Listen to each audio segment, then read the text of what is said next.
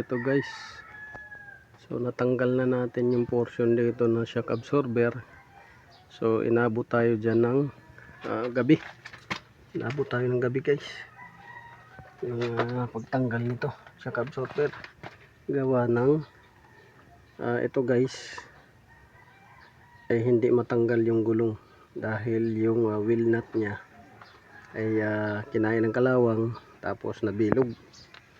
So yan yung problema. So ito na yung shock absorber na natanggal natin. Ayan, isa pa lang yung natanggal natin dahil ang hirap nga tanggalin gawa ng kinalawang.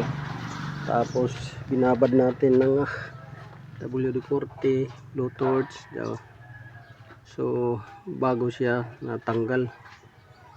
So nagkabilog-bilog na nga yung wheel nut nya. So yung wheel nut nya guys ay ito, hexagon. Ganyan. Ganyan yung wheel nut nya, hexagon. So ang kalaban nito guys ay pagka laging nababasa, nagbababad ng tubig yan. Tapos pag laging iniihian ng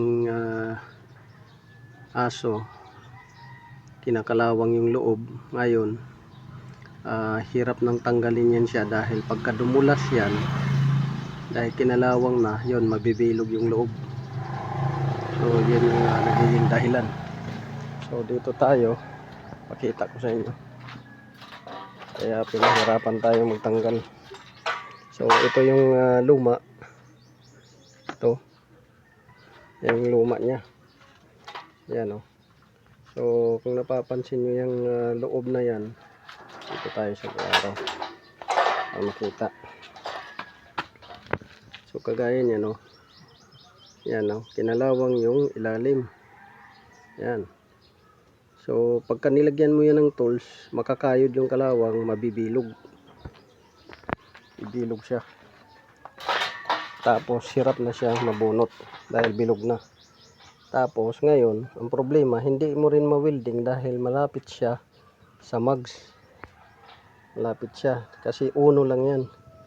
Kung dos ang nakalagay kagaya niyan, mawi-welding siya ng kagad. Ayan kung dos. Kaso uno lang, so malalim, maapektuhan yung mags. So papakita ko sa inyo yung kabila.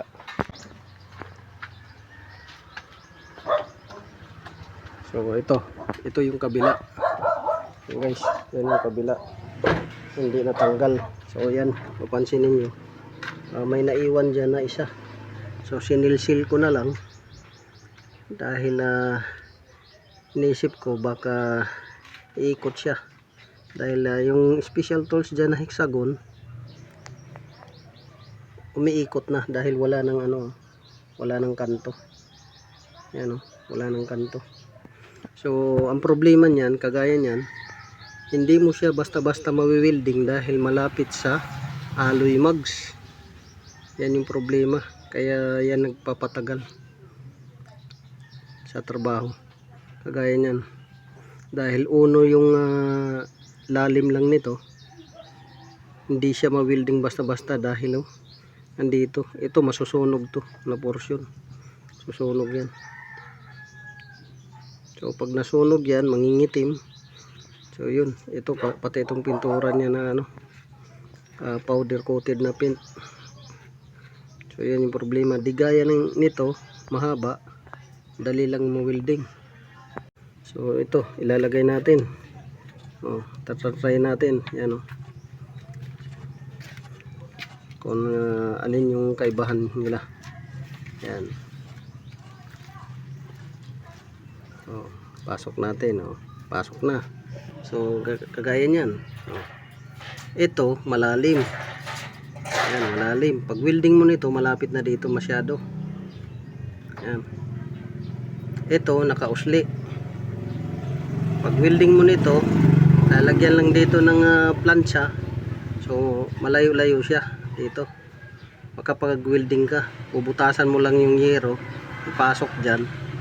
Makakapag welding ka. Ito hirap. So yan, nagpatagal sa trabaho. Yan. So balak ko nito, palitan na lang ng didos. Hindi naman siya masyadong pangit tingnan sa didos. Sakto lang. So ito, pati dito. Ayan oh. Ayan oh. Oh, kinalawang na oh. Hindi pa yan natatanggal. Pero puro kalawang na yung loob oh. Yan. Ito sigurado to mabibilog to. Kasi halos hindi na perfect yung kanto, pati ito. Ito medyo okay pa. Perfect pa yung kanto kahit may kalawang. Ito kinain na yung dalawa. So dito, ganun rin dito. Ayan oh, ito hindi na perfect yung kanto. Ito medyo perfect. Ito perfect pang kanto. Ito. So ito medyo langanin na rin. Ito talaga wala na, kinain na ng kalawang. So yan yung mahirap pagka sinabayan ka ng ganyang problema. Kagaya niyan, ito natapos kami nito siguro mga alas 7 kasi binabaran ng blinutorch, tapos kung ano lang diskarte. So dito may natitira pa. Ayan. So i-welding siguro yan natin. So ito guys, napalitan na natin yung isa sa Vitara na shock absorber. So ito bago na to yung shock absorber strap ng Suzuki Vitara. Ayan. So nakabit na natin. Ayan. Yung isa hindi pa. Ayan. Dito yung luma. So tinatanggal pa natin yung isa, gawa ng wala talaga, dumikit ng gusto at bilog na yung so nilagyan natin ng ganito para di gaano siya na masunog. Yan.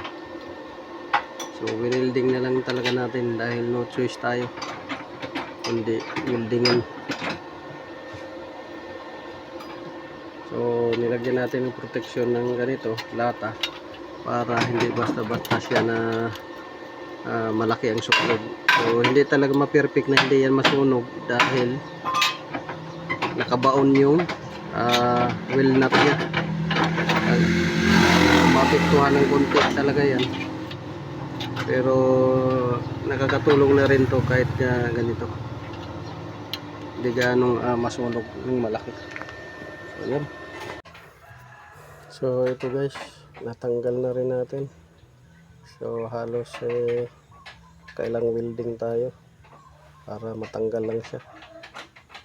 So talagang kumapit siya ng gusto. May grasa naman sana to. Nung huling kinabit natin to, may grasa to, yung nut at saka yung bolt. Pero dahil sa laging iniihian to ng aso, nababasa ng ng ulan, kinakalawang yung loob. Ito, sacrifice na lang natin yung isang tools natin para matanggal, dahil pag bolt di talaga, pag nainitan yung bolt napuputol. So delikado pag naputol, mahirapan tayo magpuno tuloy pag nasa loob. Ito siya, special tools, ito na lang sinacrifice natin para matanggal.